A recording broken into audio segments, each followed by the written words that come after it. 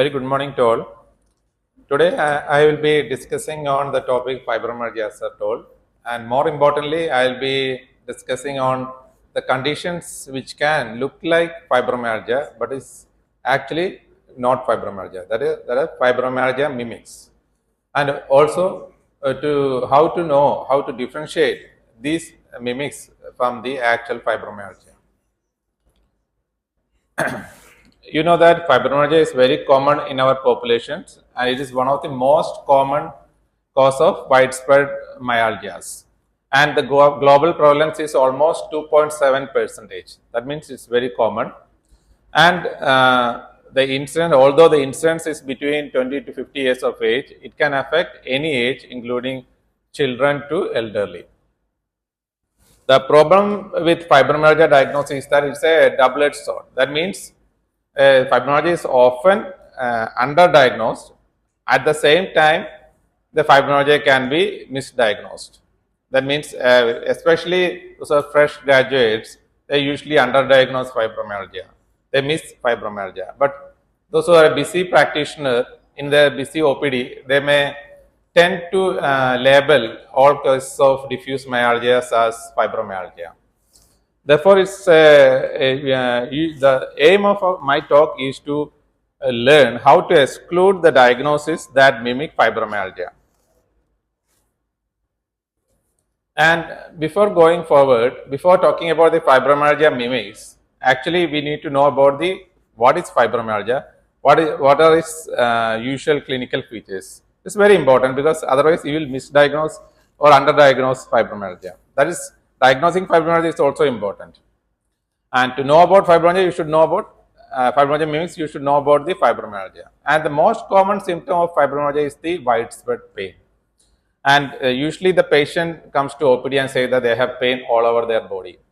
And the severity of pain can vary from patient to patient. Some patients may say that I have less pain. Like usually when we quantify pain, it is according to the visual analog scale. We ask them to score out of 10 what is their pain. Some patients may say it is 5 out of 10, some patients say 10 out of 10. Some patients may 8 out of 10. It's like that. And the pain can vary between each visits. And the site of pain can also vary. Sometimes in one visit they say that they may pain more over the shoulders. The next visit they may say that pain over the back. It's like that. And the pain is in fibromyalgia is often described as having chronic pain. That is, usually the pain will be more than 3 months duration. And the clinical clues include that most of these patients will say that they have swelling all over their body. Along with pain, they are swelling all over the body, dress tightening, these, and along with paresthesias without any focal deficits or neurological examination, there will not be nothing. And this pain can be worsened with stress. Stress can be a trigger for this worsening of fibromyalgia pain. And another clinical clue is that these patients, this pain may not respond to usual analgesics like paracetamol or NSAIDs. They continue to have pain even if you take NSAIDs. And in the picture you can see that multiple tender points. That is also a very classical sign of fibromyalgia. If you press, for example, you press over the trapezius, where there is the most common area of tender points, the patient will wince with pain. You should not exert too much pressure. How much pressure you should exert is that till the nail bed blanches. And fibromyalgia is not just pains alone. It has other symptoms including fatigue, sleep disturbance, cognitive dysfunction, we call brain fog, and variable bowel habits. Patient can have frequent loose stools like irritable bowel syndrome. And 1/3 of these patients can have a underlying depression or anxiety also. That is also very important to recognize because if you miss those depression or anxiety, we will not able to completely treat the patient. And this can overlap with other chronic pain syndromes like irritable bowel syndrome, chronic fatigue syndrome, migraine, dysmenorrhea, like that. And the main problem with the diagnosis of fibromyalgia is that there is no gold standard test or sign to prove diagnosis of fibromyalgia. The diagnosis of fibromyalgia is basically clinical, and it's also a diagnosis of exclusion. We should exclude other causes which can cause similar type of pain. And although there are different classification or diagnostic criteria available, we usually rely on our clinical examination and history taking. And there are some myths. It's considered that early morning stiffness is a classical feature of inflammatory polyarthritis or inflammatory arthritis. Whereas in fibromyalgia, this early morning stiffness can be seen, and it doesn't rule out the diagnosis of fibromyalgia. Also, although the tender points are very classical for fibromyalgia, it may not be present in all cases of fibromyalgia, especially male fibromyalgia. It's said that males are usually not affected by fibromyalgia. It's not like that. The study shows that the male to female ratio is 1:3. Although the females are more affected, males are also affected with fibromyalgia. And tender points are also not specific. It can be seen in other conditions like very active RA, Takayasu arthritis. Many cases you can get tender points. Then coming to the core of my presentation is basically about the fibromyalgia mimics. I will talk about the fibromyalgia mimics through some case scenarios. And first case scenario, it was a young girl, unmarried lady. She came to our OPD with history of diffuse myalgia of a 6-month duration. And in the history, she was previously seen a doctor and has diagnosed as seronegative rheumatoid arthritis, and because of the high ESR and pain. But as she had no response to treatment, she was again reclassified as fibromyalgia. On examination, there was no joint tenderness or swelling, and there was diffuse muscle tenderness all over the upper back, calf, thighs. On general examination, it was noted that her radial pulse was absent on the left side. The lower limb pulses were also absent. And detailed history taking, she gave the history of claudication pain of the calf muscles. And investigation showed a very high, sky high inflammatory markers of CRP of 55, ESR 50. And the diagnosis with this absent pulse and very high inflammatory markers, claudication pain, we should suspect Takayasu arthritis. And it was proven by CT iotogram. The take-home message of this case is that you should always do a proper history taking and clinical examination, and always palpate peripheral pulses, take BP in a patient coming with limb pain or diffuse pain. Coming to the next case scenario, it was a 60-year-old female with diffuse myalgia of 2-year duration. She was being treated as chronic pain syndrome, and her rheumatoid factor and anti-CCP were negative. And she definitely had multiple tender points. There was no active arthritis on clinical examination. However, the ESR was little on the higher side, and LFT showed there's a globulins were on the higher side, hyperglobulinemia. On examination, there was multiple dental caries, as you can see in the picture. And dental caries are very common in our population, but the dental caries of the upper incisors and the lower incisors, that is actually unusual. In those cases, you should look for a secondary cause. We again asked the history. Patient gave the history of dry mouth and dry eyes. When a patient have a dry eyes, dry mouth and dental caries, you should suspect primary Sjogren's syndrome.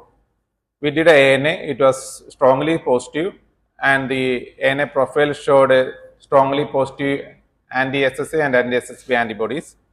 It was a diagnosis case of primary Sjogren's syndrome. And in all patients of fibromyalgia, you should always ask about history of Zika, because fibromyalgia is very common in fibromyalgia-like symptoms are very common in primary Sjogren's syndrome, and in fact, primary Sjogren's syndrome is also very common.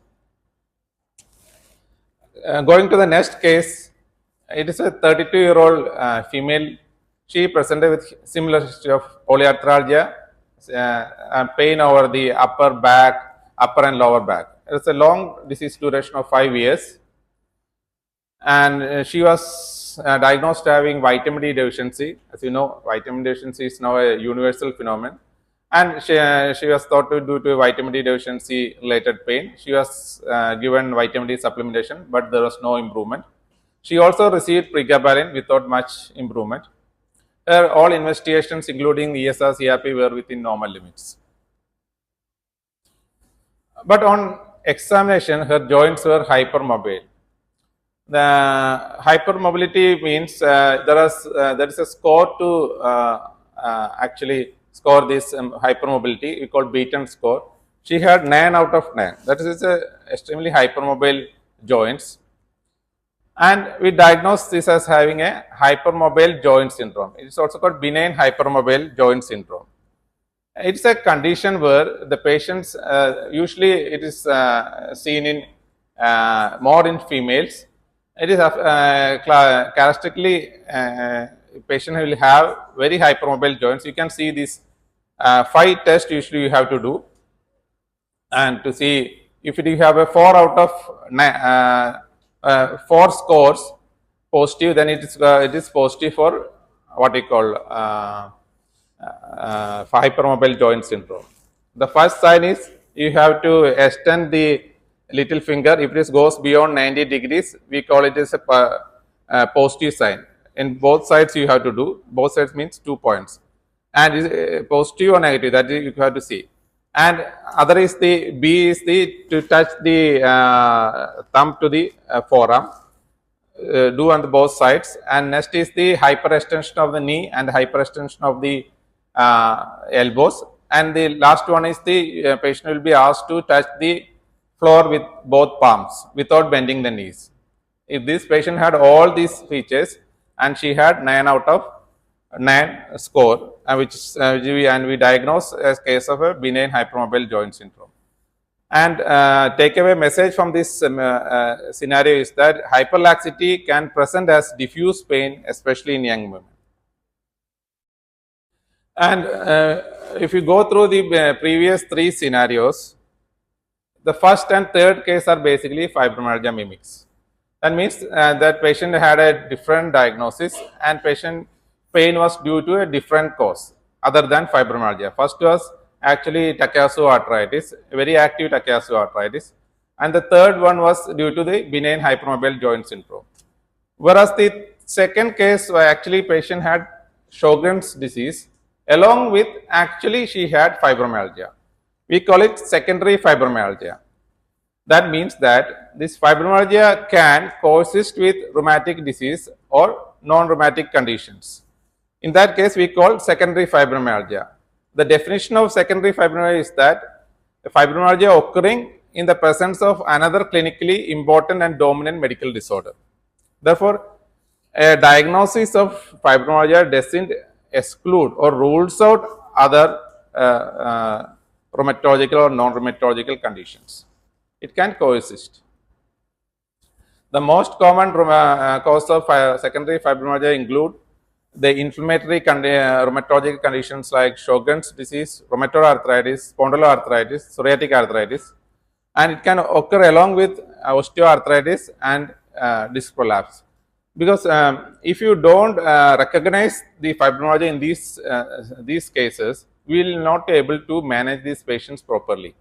Patients, for example, in a RA patient with secondary fibromyalgia, you may be treating with methotrexate, and patient inflammatory markers will become normal, and joints will become normal, but the pain will persist. In these cases, we should actually exclude fibromyalgia and treat fibromyalgia. Going to the fourth case, it was a 56-year-old male patient presented with history of diffuse body aches, predominantly over the thighs and the chest wall of 3 years duration. And he was also complaints of difficulty in climbing stairs and the brisk walking.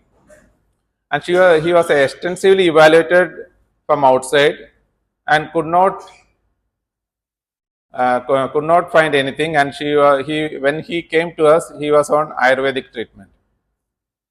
On examination, there was low mood and there was mild proximal weakness. ESR and CRP were normal.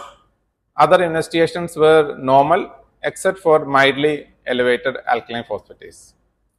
In this case, there are certain odd points.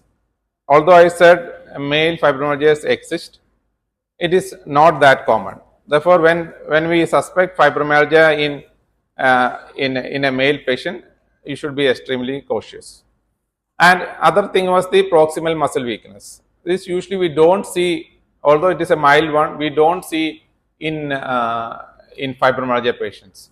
On a neurological examination, there was not much proximal muscle weakness, but in history, there was he gave history of difficulty in climbing stairs, which is very significant, and the high alkaline phosphatase. Actually, then we took the X-ray, and this gave the clue to the diagnosis.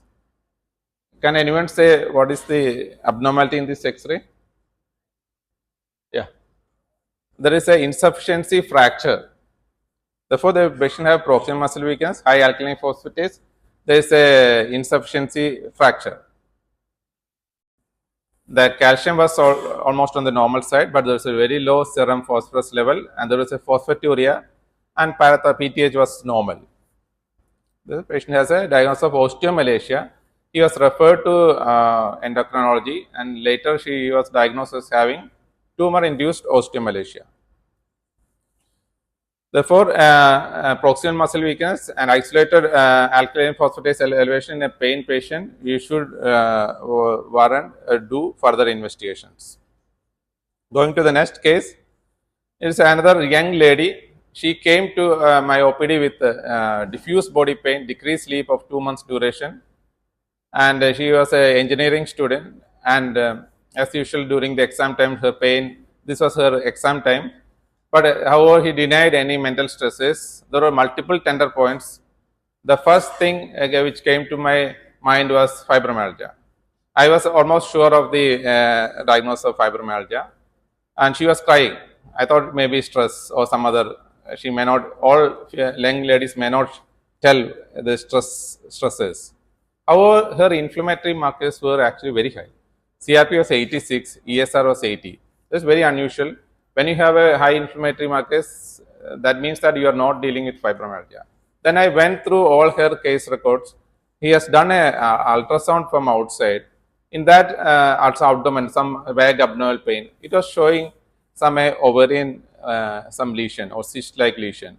Then I did a CA 125. It was very high, 828, where the cutoff was 35. And later, during further evaluation, she was noted to have ovarian malignancy with liver and vertebral metastasis. Actually, the bone mets were the reason for her diffuse pain. And if you, the takeaway message is that FMS usually will not cause high CRP or ESR, especially CRP. ESR can be high in for old age, Sjogren's, you can have high ESR, but FMS alone usually will not cause high inflammatory markers, and never ignore these high inflammatory markers.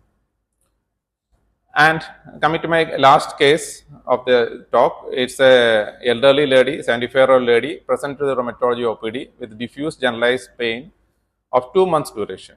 No fever, there are multiple tender points. Usually, when a new patient comes to our OPD, our senior resident will work up the case and presents to us. And it was, he presented like she has fibromyalgia, probably fibromyalgia because of the tender points, diffuse myalgia, and some decreased sleep also. However, here some red flag things are there. One is the age. She is elderly. Although it can occur, fibromyalgia can occur in elderly, it's you should rule out other causes. And duration, you can see it's only 2 months, very short duration of symptoms. And there was a difficulty in shoulder abduction. There was a inflammatory markers were high, ESR was high, and We did a ultrasound shoulder. There was subdeltoid bursitis and biceps tenosynovitis. These are very classical for polymyalgia rheumatica. Therefore, uh, any upper body pain or a hip pain in an elderly patient, new onset pain with a high inflammatory markers, always consider polymyalgia in your differential diagnosis.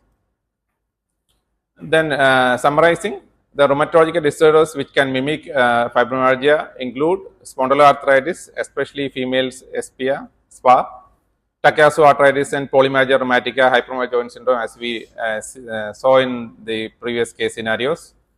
And very importantly, early rheumatoid arthritis can mimic fibromyalgia because they can have diffuse body pain, inflammatory myositis, Sjogren's syndrome as I told, fibromyalgia can coexist with Sjogren's syndrome. In fact, the most common cause of secondary fibromyalgia or the most common association with fibromyalgia is, in rheumatology is the Sjogren's disease. Also, the non-rheumatological conditions can also mimic fibromyalgia as we saw, like osteomalacia. Vitamin D deficiency can cause especially severe vitamin D deficiency. Hypothyroidism, very common to have pains. Hyperparathyroidism, even uncontrolled diabetes can cause diffuse body aches. Major psychiatric disorders like depression and anxiety. Basically, if you have a major depression, we should not confuse it with fibromyalgia because it is different from fibromyalgia and should be treated differently from fibromyalgia. And these patients should be referred to psychiatrists for proper management. And peripheral neuropathy and statin-induced myalgias and myopathy can also mimic fibromyalgia and malignancy as we saw in our case. And there are certain red flag signs where you should suspect a alternative diagnosis in fibromyalgia. That is, one is the high inflammatory markers, systemic symptoms like unexplained weight loss or weight gain or fever, very short duration of symptoms. And obviously, if you have arthritis, synovitis, limitation of joint movements, either it's a skin rash or there is a muscle weakness, you should suspect alternative cause. Advanced age, although it is not a exclusion for diagnosis of fibromyalgia, but you should be very cautious in diagnosing fibromyalgia in elderly. And how to work up a suspected case of fibromyalgia? The basic or the most important is the careful history taking and the detailed examination. And the investigations are basically ordered in fibromyalgia to rule out alternative causes. And all patients, you should do the inflammatory markers, both ESR and CRP, along with CBC, LFT, creatinine, sugars. And the optional investigations include, if you suspect, clinically suspect other causes, you should do a calcium, phosphorus, vitamin D levels. In fact, it's better to do vitamin D levels in all patients. It is always universally present. Better to correct it. CPK, thyroid function test, and rheumatoid factor only if you suspect rheumatoid arthritis. And ANA, if you patient complains of Zika symptoms, better to do ANA in these patients because Sjogren and fibromyalgia can coexist. And summarizing, fibromyalgia is basically a diagnosis of exclusion. It's at least for me, it's not an easy diagnosis. We tend to misdiagnose fibromyalgia. Therefore, in our OPD, what is our protocol is that we usually ask them to come for follow-up monthly for the first 3 months. There are two reasons for that, so that we can slowly increase the dose of fibromyalgia treatment and see the response, and also to double confirm that we are not missing any other diagnosis. And many rheumatological and non-rheumatological conditions can mimic fibromyalgia. And although it's a diagnosis of exclusion, it can coexist with other conditions. We call it secondary fibromyalgia. And in ESR and CRP gives valuable information. And there is no substitute for detailed history taking and physical examination, as we have seen our case scenarios. Therefore, don't miss it. Thank you for your patience here.